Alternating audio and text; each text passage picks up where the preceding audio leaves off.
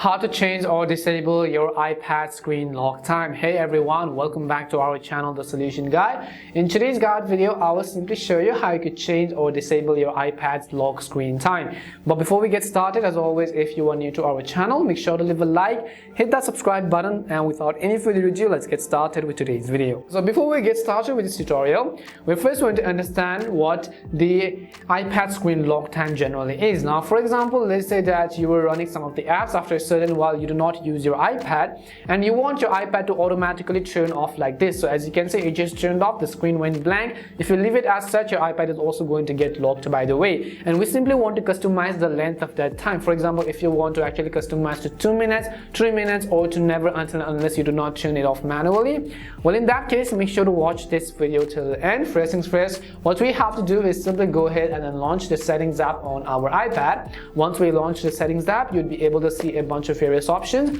On the left hand side, right over here, you'll find another double A icon which says display and brightness. You simply want to scroll over to display and brightness. If you are selected on it, it is going to be highlighted in blue, basically the whole text itself.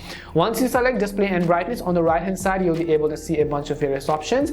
You also have this option which says auto lock, and in my case, it is currently set to 2 minutes. And you also have lock or unlock, which means automatically lock and unlock your iPad when you close and open the iPad cover. So you can turn that on and off if you want, but I will simply select auto lock. Basically, if you want your iPad to lock after 2 minutes of inactivity, then you could select 2 minutes. If you want your iPad to lock after 5 minutes of activity, you could select 5 minutes, 10 minutes, 15 minutes, and so on. And if you want your iPad to never lock automatically itself, in that case, you could set it to never. Even if you don't use the iPad, it is going to remain on this screen if I leave it as such until and unless I do not manually turn off my iPad.